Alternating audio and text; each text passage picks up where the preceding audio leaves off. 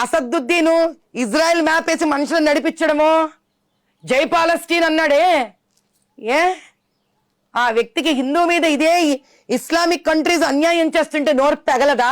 ఎంతసేపు RSS VHP Modi గారు మాట్లాడాలా? ఎందుకు?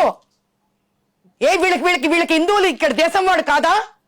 అక్కడ అన్యాయం జరిగితే హమ్మస్ నీకు కనిపిస్తుందా? ఇక్కడ అన్యాయం నీకు కనిపించట్లేదా? నువ్వు మాట్లాడవా? నీ తమ్ముడు మాట్లాడా? కాంగ్రెస్ మాట్లాడదా? రాహుల్ గాంధీ మాట్లాడా? ఇది కావాలి. ఎంతసేపు ఒక హిందువుని కాపాడుకోవడం మా హిందువుల బాధ్యతేనా? వేరే వేరే దేశాల్లో ఉన్న ముస్లింల కోసం మీరు తట్పడాయించట్లేదు. ఇక్కడ చేస్తున్న ర్యాలీ ఎవరు చేశాడు? ఏం ర్యాలీ?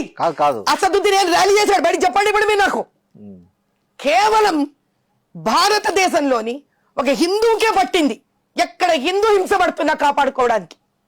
వీళ్ళు మాత్రం ఇక్కడ తిండి తింటూ, ఇక్కడ డబ్బులు సంపాదిస్తూ, ఇక్కడ డబ్బులు స్కాములు చేసుకుంటూ మేరా పాకిస్తాన్ మేరా హై హమారా హై అంటారా?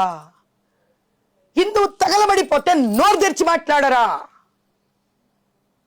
వీళ్ళు ఏ రోజైతే మాట్లాడతారో, వీళ్ళు ఏ రోజైతే ఇక్కడ తగలబెడతారో బంగ్లాదేశ్ పఠాన్ని, సోకాల్డ్ కాంగ్రెస్ అండ్ ముస్లింలు, ముస్లిం రాజకీయ నాయకులు, మౌలానాలు, ముల్లాలు, ఆ రోజు భారతదేశం చుట్టూ ఉన్న ముస్లిం రాజ్యాలు కింద నుంచి ఒడుగుతాయి హిందువులు ఏమనాలంటే.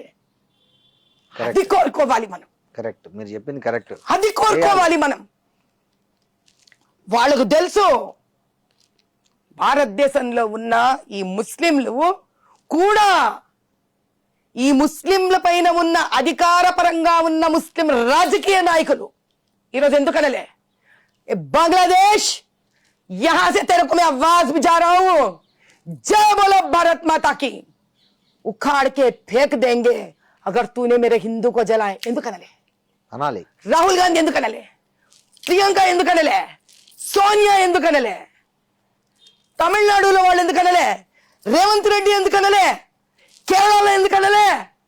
వెస్ట్ బెంగాల్ ఎందుకనలే? జార్ఖండ్ ఎందుకనలే? అన్న